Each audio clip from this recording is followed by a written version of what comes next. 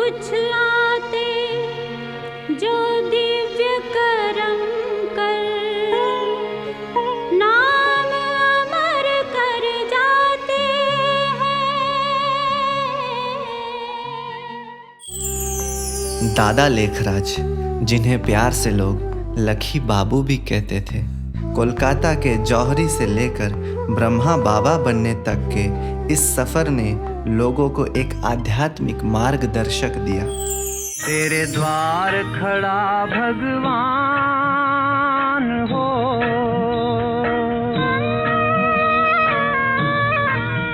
तेरे द्वार खड़ा भगवान, भगत भर दे रे झोली। ये ड्रामा है अविनाशी सुखा जाते हैं और ये चक्कर लगाता ही रहता है। जो बाबा बीमा दादा मीठी मीठी जगदम्बा का मीठे मीठे सिखलाने बच्चों से गुड मॉर्निंग। जो भी शुरू में आए तो एकदम आने से बाप की वो शक्ति, बाप की निरारी से बाबा के सामने खड़े रहो। कहाँ गुम हो जाते थे ये भी अभी शब्द कहते हैं। उस समय ये भी नहीं समझते थे गुम हो गए क्या हुए, मतलब बाबा जैसा है, बाबा की शक्ति से हम भी अपने को इतना ऊंचा समझ करके और एकदम हमारे सामने जो भगवान की महिमा गाई जाती है ना, वो बाबा के नैनों से हमें ऐसा ही अनुभव होता था। तो बाबा के सन्मुख बैठते ही मुश्किल से 30-40 सेकंड बीते होंगे। बाबा के मस्तक पे वो लाइट जो शिव बाबा का सिंबल बनाते हैं, ये लाल लाल नहीं, लाइट बिल्कुल, और इतना दृष्टि के द्वारा वो प्यार और शक्ति दोनों, उसके फलस्वरूप आत्म अनुभूति क्या होती है, अति इंद्रिय सुख क्या होता है। प्यार का सागर है, तेरी एक बूंद के प्यासे हम, तेरी एक बूंद के प्यासे हम।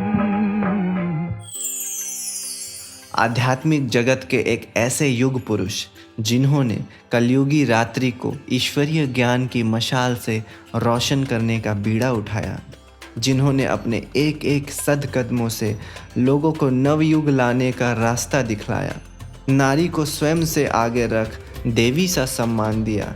हाँ, वही ब्रह्मा जिन्होंने सैकड़ों नहीं, हजारों नहीं, बल्कि लाखों कर्मयोगी ब्राह्मण सेना को अपने संकल्प मात्र से रचा। देखने में एकदम साधारण, लेकिन उनके चरित्र की अमूल्य छाप ने लोगों का जीवन ही परिवर्तित कर दिया। तो जैसे हमने देखा कि बाबा हर बात को, जो भी सामने उनके परिस्थिति आती थी, तो उसमें जो ईश्वरीय ज्ञान है और योग बल और साइलेंस का बहुत प्रयोग करते थे।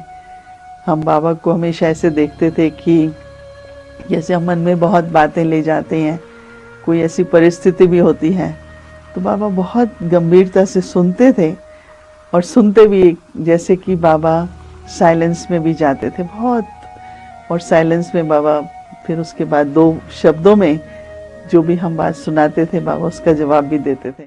जब बाबा से मिलने बैठे तो बाबा का व्यक्तित्व, बाबा का आकर्षण, बाबा की दृष्टि ऐसी थी, इतना देही अभिमानी, जो बिल्कुल भूल जाते थे, शुद्ध बुद्ध हम अपनी भूल जाते थे। तो बाबा के ने दृष्टि देके मेरे को पूछा, बच्ची तुम बाबा से पहले कभी मिली हो?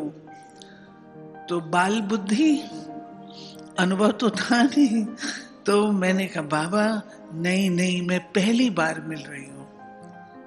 तो जो टीचर थी हमारी वो देखने लगी मेरे को कि मैंने इतना पढ़ाया और फिर इसने यही जवाब दिया। तो मेरे को तुरंत याद आ गया टीचर को देख के, मैंने कहा नहीं बाबा, मैं आपसे 5000 साल पहले मिली हूँ। तो बाबा ने मेरे को ऐसे हाथों से करके अपनी छाती से लगा लिया और मेरी पीठ थपथपाई। पीठ थपथपाई, बच्ची ने सबक अच्छा याद किया है। मेरी पहली मुलाकात ब्रह्मा बाबा के साथ 1956 में हुई थी। और 1956 में जैसे बाबा को मैंने देखा तो बाबा की वो रूहानियत, वो अलौकिक आभा से मैं बहुत प्रभावित हो गई। और पहली मुलाकात में ही बाबा ने मुझे एक बहुत सुंदर शब्द का उच्चारण किया, जो सुंदर भी था और संतुलित भी था। आप कहेंगे वो कौन सा शब्द होगा, क्योंकि आपको पता है कि हम भक्ति काल में अपने आप को क्या समझते हैं। हे प्रभु जी, मैं तेरे चरणों की धूल हूँ।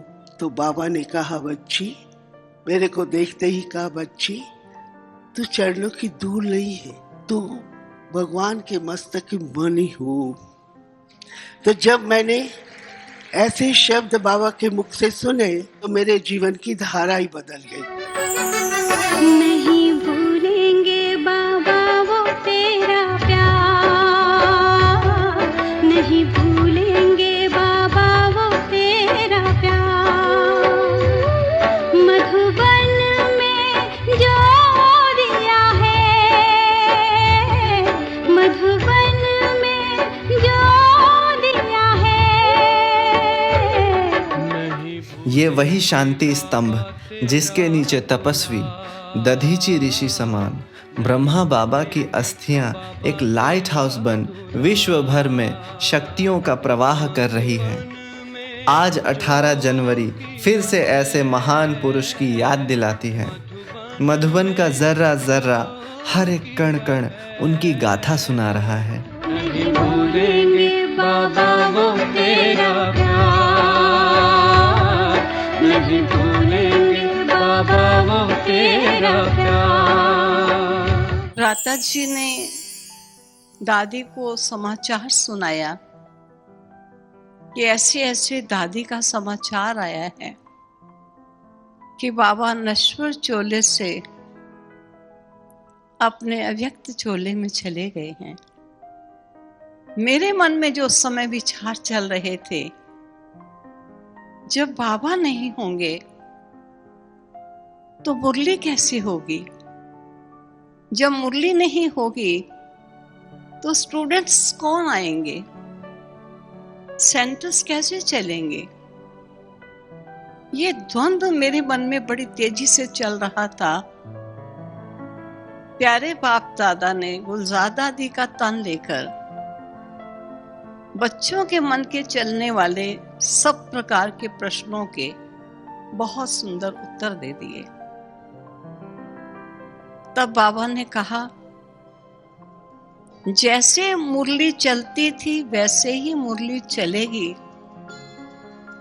जैसे मुरली सब केंद्रों पर आती थी वैसे ही मुरली सब केंद्रों पर आएगी, जैसे पत्र व्यवहार करते थे वैसे ही बच्चों का पत्र व्यवहार चलेगा, जैसे समाचार लिखते थे वैसे ही समाचार आता रहेगा। बहुत स्पष्ट रूप से बाबा ने स्पष्ट किया। आज भी देते हो